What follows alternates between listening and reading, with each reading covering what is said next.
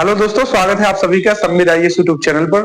दोस्तों, आज हम लोग इस वीडियो के माध्यम से देखने की कोशिश करेंगे उत्तर वैदिक कालीन सभ्यता के बारे में। उत्तर वैदिक कालीन जो स्थिति आ रही है, खासकर सामाजिक स्थिति, आर्थिक स्थिति, धार्मिक स्थिति और राजनीतिक स्थिति के बारे में समझने की कोशिश करेंगे।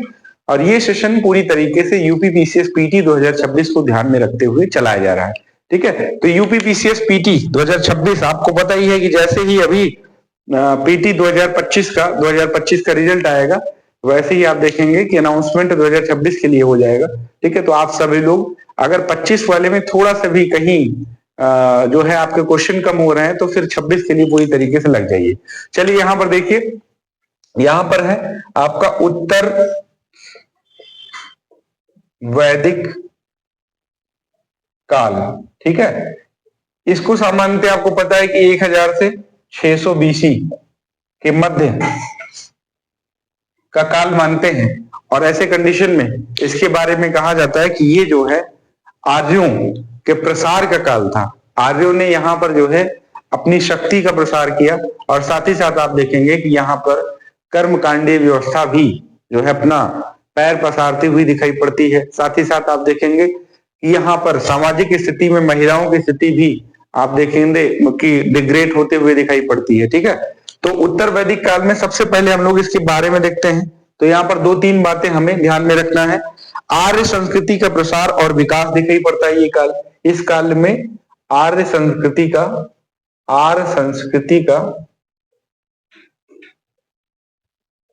प्रसार एवं विकास दिखाई पड़ता है। ठीक है, विकास दिखाई पड़ता है। साथ ही साथ आप देखेंगे अभ्युदय और उत्कर्ष, अभ्युदय एवं उत्कर्ष दिखाई पड़ता है।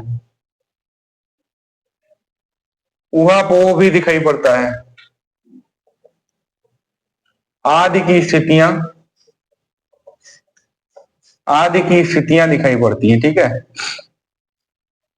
अगर इसकी बात की जाए कि हमें भौगोलिक विस्तार, अगर हम लोग देखें कि इसका भौगोलिक विस्तार हमें क्या दिखाई पड़ता है, भौगोलिक विस्तार, तो आप देखेंगे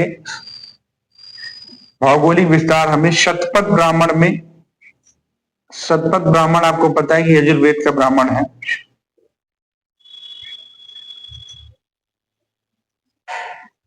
ब्राह्मण में गंडक नदी के आसपास बताया गया है। गंडक आपको पता है कि उत्तर प्रदेश में बिहार के जो बॉर्डर एरिया है वहां पर ये नदी बहती है। तो शतपथ ब्राह्मण में गंडक नदी के आसपास इसका विस्तार दिखाई पड़ता है। ठीक है, गंडक नदी के आसपास। और वहीं मध्य देश को आप देखेंगे कि मध्य देश इसका मुख्य केंद्र हुआ करता था। तो मुख्य केंद्र की बात करें, मुख्य केंद्र मध्य देश दिखाई पड़ता है, मध्य देश। ठीक है, मध्य देश के अंतर्गत आपको पता है कि कौन सा क्षेत्र आता है, सरस्वती नदी से लेकर के गंगा नदी के मध्य में, सरस्वती नदी से लेकर के गंगा नदी के मध्य में। अब आप कहेंगे सर आपने शतपथ ब्राह्मण में तो अभी गंडक बता दिया। देखिए, कई सारे जो धार्मिक ग्रंथ है वहां पर अलग अलग इनका क्षेत्र बताया गया, लेकिन शतपथ ब्राह्मण में आपको याद रखना है कि गंडक बताया गया। शतपथ ब्राह्मण में 2 और नदियों का नाम लिया गया है। रेवा नाम से एक नर्मदा नदी की चर्चा दिखाई पड़ती है। ठीक है, नर्मदा नदी की चर्चा दिखाई पड़ती है, लेकिन जो मुख्य केंद्र दिखाई पड़ता है वो मध्य देश दिखाई पड़ता है। और मध्य देश के अंतर्गत सरस्वती नदी और गंगा नदी के मध्य का जो दोआब है, उस क्षेत्र में कहा जाता है कि इस सभ्यता या इस काल में जो आर्यों की स्थिति दिखाई पड़ती है वो इस काल के अंतर्गत कहां पर, मध्य देश की बात चल रही वहां पर दिखाई पड़ती। ठीक है, वहीं अध्ययन के स्रोत की बात करें कि इसके अध्ययन का स्रोत क्या है, कहां से हमें इसके बारे में जानकारी मिलती है। तो आप अध्ययन के स्रोत की बात करें, अध्ययन के स्रोत, इसके बारे में अगर हमें इस काल के बारे में जानकारी लेना है तो हमें सबसे पहले वेदों को पढ़ना होगा। तो वेदों से आप देखेंगे कि जानकारी मिलती है, ब्राह्मण ग्रंथों से जानकारी मिलती है। ठीक है, ब्राह्मण ग्रंथों से, साथ ही साथ आप देखेंगे उपनिषदों से भी जानकारी मिलती है, उपनिषदों से भी जानकारी मिलती है इस काल के बारे में। ठीक है, तो ये आपने देख लिया। हमने आपको वैदिक सभ्यता बताया था, वैदिक सभ्यता में दो हमने काल बताए। वैदिक सभ्यता के अंतर्गत हमने दो काल आपको बताया था। यहाँ पर आप देखिए, आपको कई बार मैं रिपीट करते चल रहा हूं ताकि आपका कोई पॉइंट कंफ्यूजन ना रहे। वैदिक सभ्यता में एक तो ऋग्वैदिक काल हमने आपको बताया था, ऋग्वैदिक काल। ठीक है, ये अपने ही देश के बारे में पढ़ रहे हैं, इसमें कंफ्यूजन वाला कोई पॉइंट होना ही नहीं चाहिए। ठीक है, एक तो उत्तर वैदिक काल मैंने आपको बताया था, उत्तर वैदिक काल। और वैदिक सभ्यता का काल हमने बताया था 1500 से लेकर के 600 बीसी के मध्य में। उसी में आप देखेंगे कि हमें ऋग्वैदिक काल में कितने से कितने के मध्य में दिखाई पड़ता है, ये 1500 से 1000 के मध्य में आप देखेंगे, 1000 बीसी के मध्य में ऋग्वैदिक काल। और ये 1000 बीसी से लेकर के आप देखेंगे 600 बीसी के मध्य में हमें दिखाई पड़ता है उत्तर वैदिक काल। हमने इसकी चर्चा कर ली है, अब हम चर्चा कर रहे हैं किसकी, उत्तर वैदिक काल की। उत्तर वैदिक काल में मैंने आपको बताया कि आर्य संस्कृति का प्रसार, विकास, अभ्युदय भी दिखाई पड़ता है, उत्कर्ष, ऊहापोह आदि की स्थितियां दिखाई पड़ती हैं। भौगोलिक विस्तार में हमने बताया सतत ब्राह्मण में गंडक नदी के पास का जो क्षेत्र है वो बताया गया है। वही मुख्य केंद्र के रूप में मध्य देश, जो कि मध्य प्रदेश का उत्तरी हिस्सा और जो है दक्षिणी हिस्सा उत्तर प्रदेश का। तो मध्य देश में कौन कौन सा शामिल था, उत्तर प्रदेश का दक्षिणी हिस्सा, यूपी का दक्षिणी हिस्सा, यूपी का दक्षिणी हिस्सा, और वहीं मध्य प्रदेश का उत्तरी हिस्सा, मध्य प्रदेश का उत्तरी हिस्सा। ठीक है, उत्तरी हिस्सा हमें दिखाई पड़ता है। ठीक, और मध्य देश के ही अंतर्गत सरस्वती नदी और गंगा नदी के मध्य में ये क्षेत्र दिखाई पड़ता है। अब मुझे लगता है कि भौगोलिक विस्तार आप समझ गए होंगे कि कहाँ की बात चल रही है। ठीक है, अब देखिए इस काल में हुआ क्या प्रमुख तौर पर, तो आप देखेंगे कि इस काल में हमें धर्म, दर्शन, नीति, आचार, विचार, धर्म, दर्शन, नीति, आचार, विचार, मत, विश्वास आदि प्रधान रूप से दिखाई पड़ते हैं। तो नीति, आचार, विचार, मत, ठीक है, इस तरह के। और ये नीति, आचार, विचार किससे संबंधित, क्योंकि कर्म कांड की प्रधानता बढ़ गई थी। ऐसे कंडीशन में आप देखेंगे कि पुरोहित वर्ग की महत्व बढ़ गया था पुरोहित वर्ग का। तो ऐसे कंडीशन में नीति, आचार, विचार, नियम, कुछ रूढ़ियां भी क्रिएट हो रही थी। अभी सामाजिक स्थिति की ओर हम लोग चलते हैं तो दिखाई पड़ता है भाई। चलिए यहाँ पर उत्तर वैदिक काल की बात करें, थोड़ा मैपिंग में अगर इसको समझने की कोशिश करेंगे तो कहाँ की बात चल रही है, ये मैपिंग में थोड़ा सा समझने की कोशिश करें तो ये कहाँ की बात चल रही है। तो आप देखेंगे ये जो है आपकी चर्चा चल रही है किसकी, ये चर्चा चल रही है इस वाले क्षेत्र की। कहाँ की, ये जो क्षेत्र है आपका, यहाँ पर उत्तर वैदिक काल के अंतर्गत ये क्षेत्र की बात चल रही है, मध्य देश की बात चल रही है। किसकी, मध्य देश की। और गंगा और इसके साथ साथ सरस्वती का जो दोआब है, ठीक है, ये आप देखेंगे ये गंगा नदी है आपकी, ठीक है, और ये आपकी सरस्वती नदी है, ठीक है, इसी के मध्य का। हालांकि आप देखेंगे सतत ब्राह्मण में एक और नदी की चर्चा की गई है, गंडक नदी की। ये आपका गंडक नदी है, ठीक है, बिहार के पास में आपने देखा होगा, बिहार के बॉर्डर के पास में गंडक नदी दिखाई पड़ता है। तो ये आपका भौगोलिक विस्तार रहा, यहाँ पर ये सभ्यता हमें दिखाई पड़ती है। सामाजिक स्थिति में आपने देखा होगा कि यहाँ पर वर्णाश्रम व्यवस्था हमें दिखाई पड़ती है। सामाजिक स्थिति की चर्चा करें तो वर्णाश्रम व्यवस्था हमें यहाँ पर दिखाई पड़ती है। व्यवसाय आनुवंशिक होने लगे थे। तो आप देखिए यहाँ पर हमें 2-4 पॉइंट दिखाई पड़ता है सामाजिक स्थिति में। सामाजिक स्थिति, आप यहाँ पर हेडिंग डालें सामाजिक स्थिति, ठीक है। तो सामाजिक स्थिति में हमें पहली बात जो दिखाई पड़ती है वो वर्णाश्रम व्यवस्था की है। किसकी है, वर्णाश्रम व्यवस्था, ठीक है। अब वर्णाश्रम व्यवस्था में आप देखेंगे कि हमें 4 वर्ण दिखाई पड़ते हैं। कितने वर्ण, 4 वर्ण दिखाई पड़ते हैं।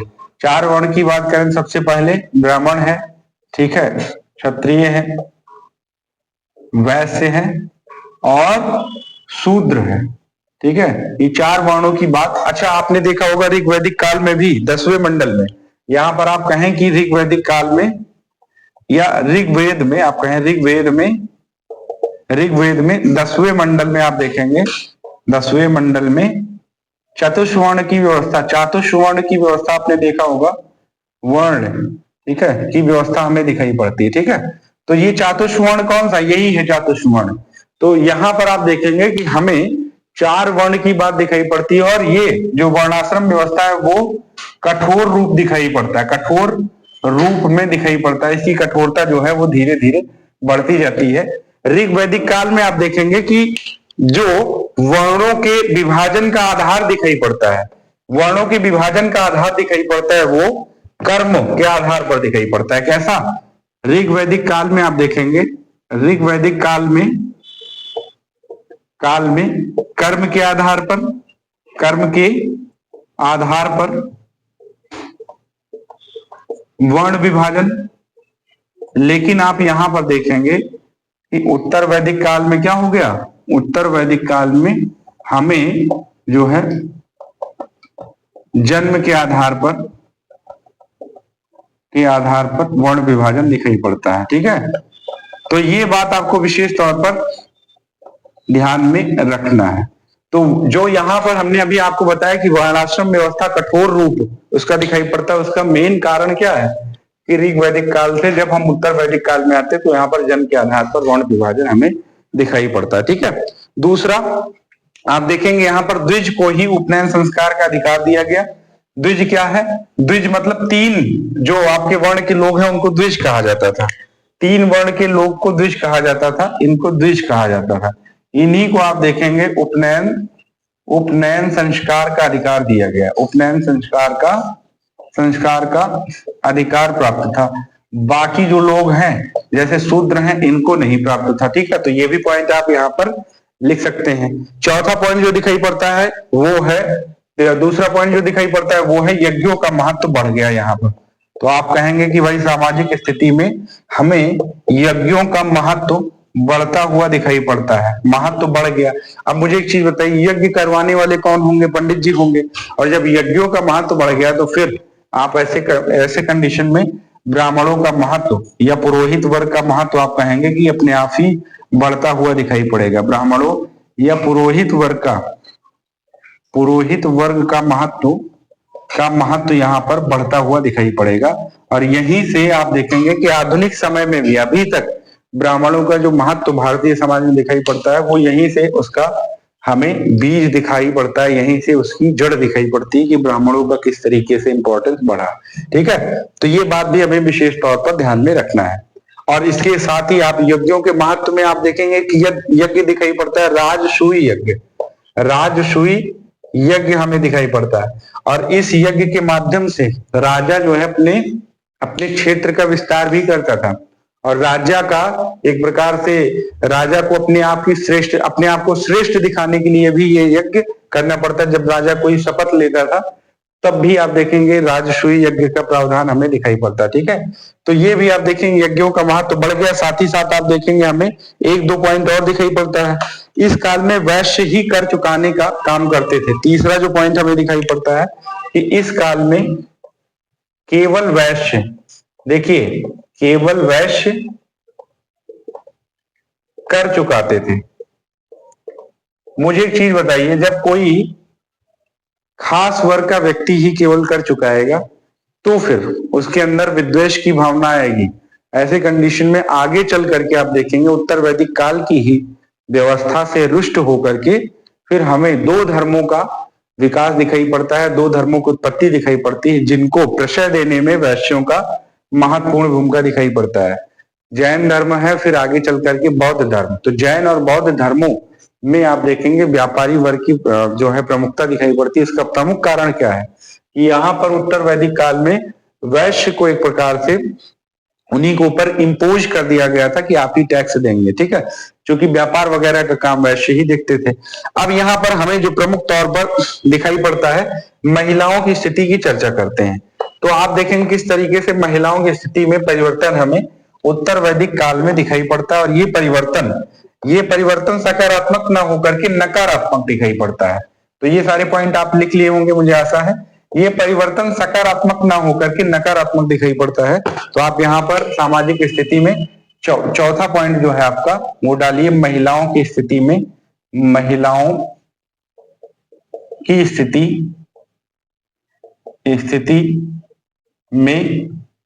परिवर्तन। और ये परिवर्तन कैसा है? ये परिवर्तन है नकारात्मक। कैसा? नकारात्मक। अब नकारात्मक देखिए कौन कौन से परिवर्तन है। पहला परिवर्तन तो ये दिखाई पड़ता है कि उपनयन संस्कार से इनको मना कर दिया गया। ठीक है। और ये करते हुए कौन नजर आ रहे हैं?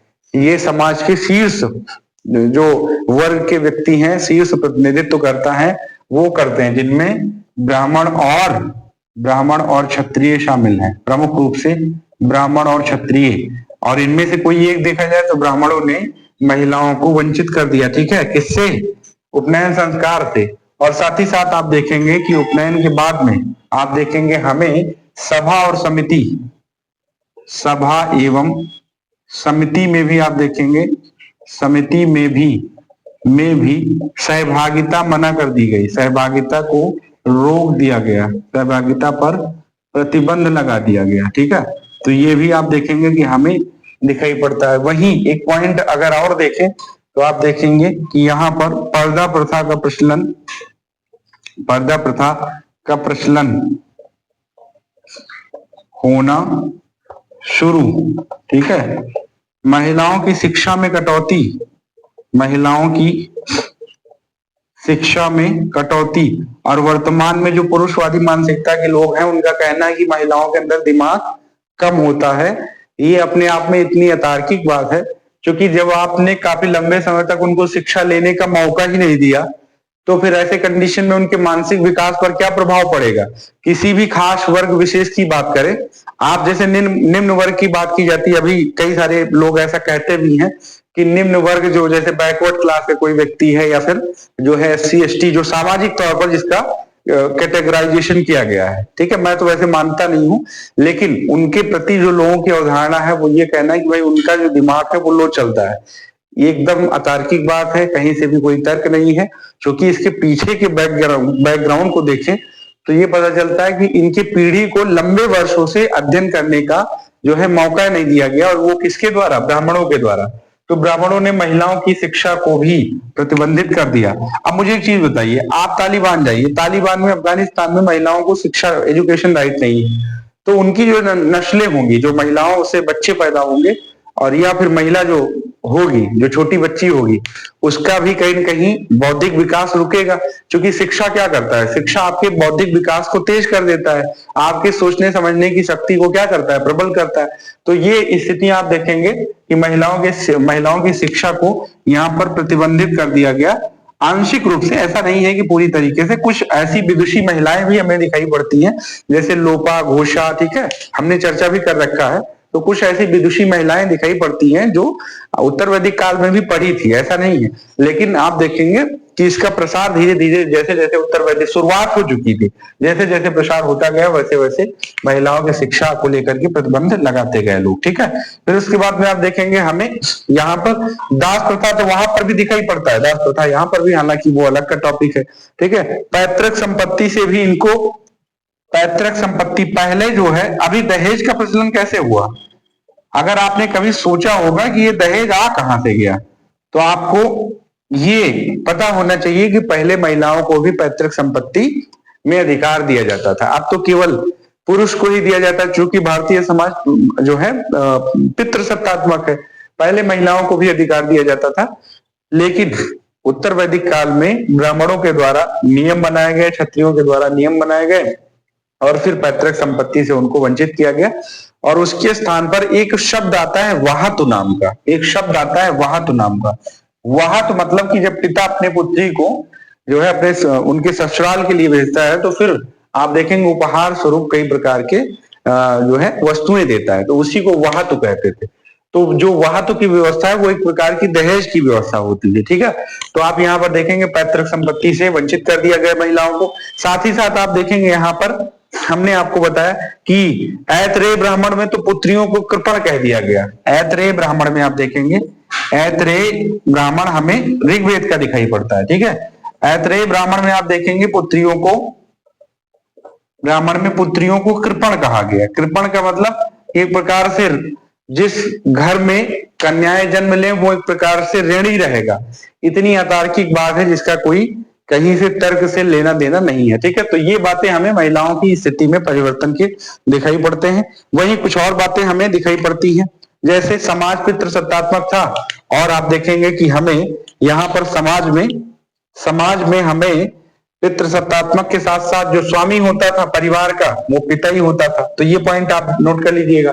5वां पॉइंट यहाँ पर आप लिख सकते हैं इधर, ये समाज पितृसत्तात्मक दिखाई पड़ता है। समाज कैसा दिखाई पड़ता है? पितृसत्तात्मक, सत्तात्मक। अच्छा, एक चीज और भी है, 6वां पॉइंट यहाँ पर लिख सकते हैं कि ऋग वैदिक काल की जो पारिवारिक व्यवस्था थी वो सेम चली आ रही थी। ठीक है, ऐसा नहीं कि पारिवारिक व्यवस्था में कोई परिवर्तन आया हो। पारिवारिक व्यवस्था यहाँ पर आप कहेंगे कि ऋग वैदिक कालीन ही थी। ठीक है, ऋग वैदिक कालीन ही दिखाई पड़ती। ठीक, उसमें कोई परिवर्तन विशेष नहीं दिखाई पड़ता। एक नई व्यवस्था जरूर दिखाई पड़ती है जिसको गोत्र नाम से जाना जाता है। 7वीं जो व्यवस्था है वो गोत्र नाम की व्यवस्था है। अब ये गोत्र क्या होता था? जैसे अभी तो एक आप देखेंगे एक वंश से इसका प्रभाव, पुरुष वंश से इसका प्रभाव मान लिया जाता है। जैसे अभी आपका गोत्र पूछा जाता है कि आप सांडिल्य गोत्र के हैं या फिर किस गोत्र से। जब आप देखेंगे कि जब कोई संस्कार जैसे विवाह संस्कार हो रहा होता है तो उस समय आपसे गोत्र पूछा जाता है। तो ये गोत्र अभी वर्तमान में जो रूप ले लिया है, ऐसा रूप इसका पुराना नहीं दिखाई पड़ता। पुराना रूप कैसा दिखाई पड़ता है? गोत्र वो स्थान होता था जहां पर सामूहिक रूप से लोगों की गाय बांधी जाती थी। तो आप ये कहेंगे गोत्र का मतलब सामूहिक रूप से वो स्थान जो जहां लोगों की सामूहिक रूप से गायें बांधी जाती थी। ठीक है, आप कहेंगे कि वो स्थान जहां सामूहिक रूप से गाय बांधी जाती थी, ठीक है, उस स्थान को गोत्र कहा जाता था। और उसी स्थान पर आप देखेंगे कि उसी स्थान के नाम से लोगों को कहा भी जाता था। लेकिन यहाँ पर फिर ये गोत्र कैसा हो गया? ये गोत्र आप देखेंगे पुरुष वंश के रूप में परिवर्तन हो गया। और अब आपसे गोत्र पूछा जाता है तो आपके वंश का पता लगता है। ठीक है, तो इस तरीके से हमें सामाजिक स्थिति दिखाई पड़ती है। आप अगर राजनीतिक स्थिति की ओर चलें तो हमें राजनीतिक स्थिति में 2 बातें दिखाई पड़ती है। 3-4 बातें हैं जिनको थोड़ा सा समझ लेते हैं, उसके बाद फिर सेशन को एंड करते हैं। कल धार्मिक और जो है आर्थिक स्थिति देख करके आपका वैदिक काल पूरा समाप्त हो जाएगा। ठीक है, देखिए मैं थोड़ा स्लो चल रहा हूं क्योंकि इसमें फैक्ट और कॉन्सेप्ट दोनों है। ठीक है, तो इस वजह से थोड़ा स्लो चल रहा हूं। फैक्ट का रेशियो थोड़ा सा कम है क्योंकि समझने वाली भी चीजें हैं यहाँ पर केवल रटने वाली चीजें नहीं है, कुछ समझने वाली भी चीजें हैं। और फैक्ट के लिए मैंने अलग से एक फैक्ट बूस्टर भी चला रखा है, fact series by Sonu sir, और हिस्ट्री का फैक्ट सीरीज अभी चल रहा है। चलिए यहाँ पर देखते हैं राजनीतिक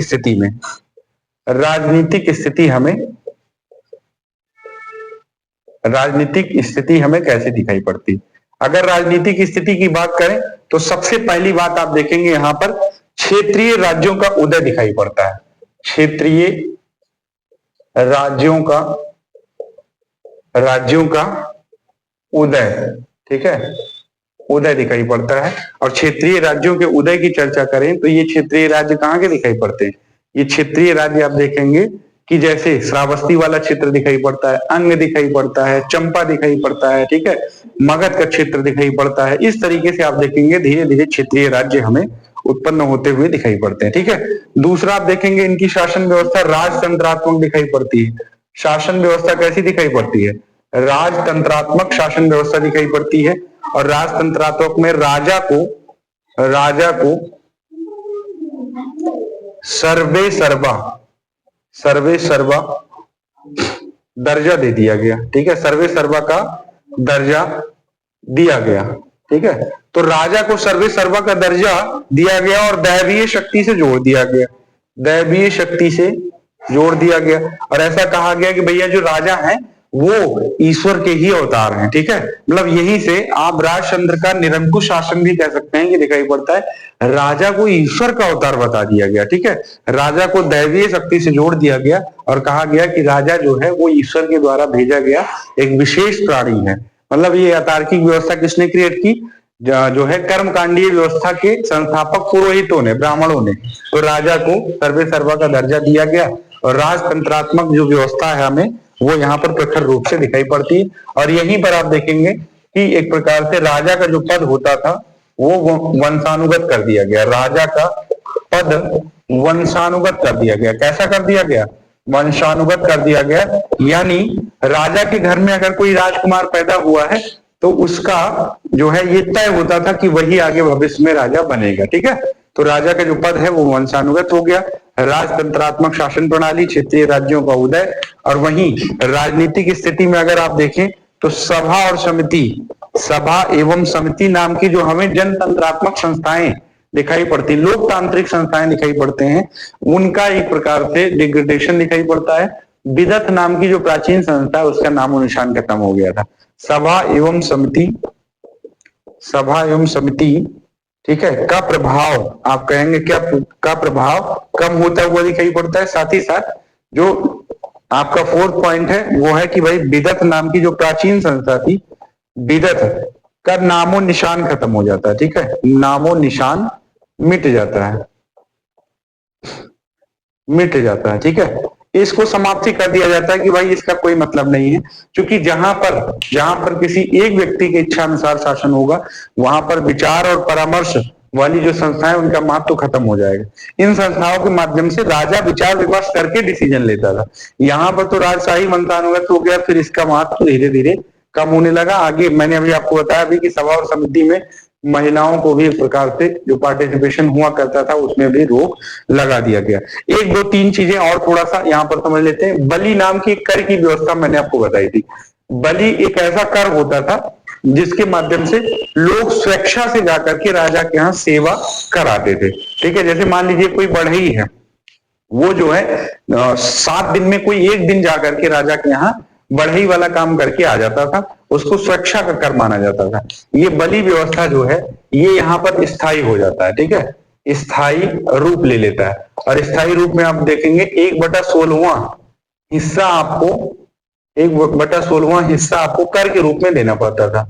ठीक है, तो यहाँ पर ये भी पॉइंट आप बता सकते हैं कि बलि नामक जो कर है वो पूरी तरीके से स्थायी होता हुआ दिखाई पड़ता है। ठीक है, तो राजनीतिक पॉइंट में इतने पॉइंट मुझे लगता है कि आप लिख देंगे तो आपका काम हो जाएगा। एक आध पॉइंट और लिखना चाहें तो ब्राह्मणों को मृत्यु दंड नहीं दिया जाता था। आप ये भी कहते हैं कि भाई ब्राह्मण जो है, देखिए ब्राह्मणों ने, आप मैं किसी खास वर्ग को टारगेट नहीं कर रहा हूं, यहाँ पर ब्राह्मणों ने अपने आप को इतना श्रेष्ठ घोषित कर दिया जिसकी वजह से आगे की जो व्यवस्था है वो बहुत ही सामाजिक असमानता वाली व्यवस्था बन गई। अब ब्राह्मणों को मृत्यु दंड नहीं दिया जाता था। ठीक है, अन्य किसी वर्ग के व्यक्ति को मृत्यु दंड देने का प्रावधान था, लेकिन ब्राह्मणों ने यज्ञ को, पूजा पाठ को इतना महत्व दे दिया कि इसकी वजह से ब्राह्मणों, पुरोहित वर्ग को बहुत ज्यादा समाज में महत्व मिलने लगा और राजा के जो है महल में भी इनको बहुत ज्यादा महत्व मिलने लगा। तो मृत्यु दंड से इनको एक प्रकार से, इनको मृत्यु दंड से वंचित रखा गया। इनको मृत्यु दंड नहीं दिया जाएगा, अन्य किसी वर्ग को दिया जाएगा। ठीक है, तो ये आज का जो है आपका सेशन रहा। राजनीतिक स्थिति हमने देख ली है उत्तर वैदिक काल की। कल हम लोग उत्तर वैदिक काल की धार्मिक और आर्थिक स्थिति को देखेंगे। आप लोग बढ़िया से पढ़ाई करते रहिए। पीटी 2026 बिल्कुल जाने नहीं देना है। ठीक है, अगर इस बार कहीं किसी प्रकार की कोई दिक्कत हुई है क्वेश्चन सॉल्व करने में तो 2026 का पीटी आपके हाथ से नहीं निकलना चाहिए। ठीक है, तो चलिए मिलते हैं अगले सेशन में। तब तक के लिए अपना ध्यान रखिए। बहुत बहुत धन्यवाद।